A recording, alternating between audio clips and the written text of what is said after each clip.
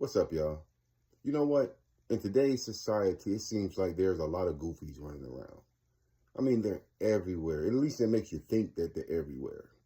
You know what? I came up with a list. The list is 5 things that make you look like a goofy.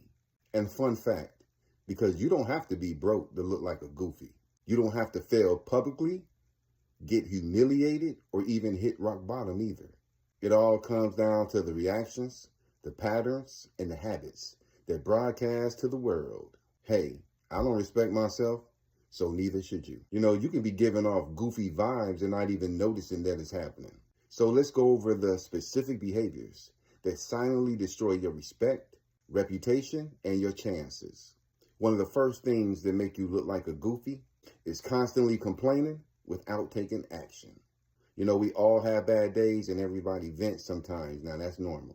But if you're somebody who always has something to whine about, your job, your friends, your body, your boss, etc., but you never make moves to change anything, eventually people are going to stop feeling sorry for you and they're going to start feeling embarrassed for you.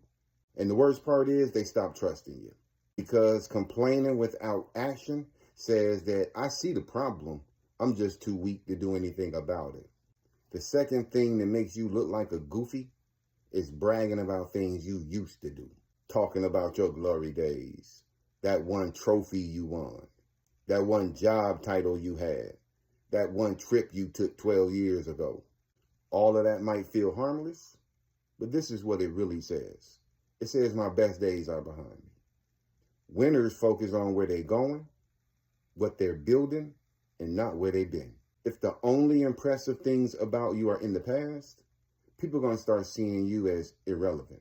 I mean, don't become a walking museum of faded greatness. Another thing that makes you look like a goofy is always having to one-up somebody else. And a lot of people do this without even realizing it. You know what I'm talking about? Somebody shares a win, and instead of celebrating them, you immediately drop your competing story. It's like you trying to win a race nobody else was running. It screams insecurity, and it says you don't know how to be happy for others. You're too busy trying to prove that you matter. Over time, people just stop telling you good news altogether. They quietly label you as extra and move on without you. Now, here's the part that many people miss. Even if you work on your communication skills, your energy is still going to expose you. Because goofy vibes isn't just what you say, it's how you carry yourself without words. And another thing that screams to the world that you're a goofy is dressing like you don't care about yourself, like you don't have respect for yourself. And I'm not saying you need to wear a suit to the grocery store, but when it matters, a job interview, a school function, going on a date, showing up sloppy, sends a different kind of message. It says, I'm not taking this seriously, and you shouldn't take me seriously either. Look, this is not about fashion and designer. It's about effort. Clean, pressed, suited, and booted shows that you give a damn on how you show up. And if you can't put at least that together, people are just going to assume that you don't have anything to offer.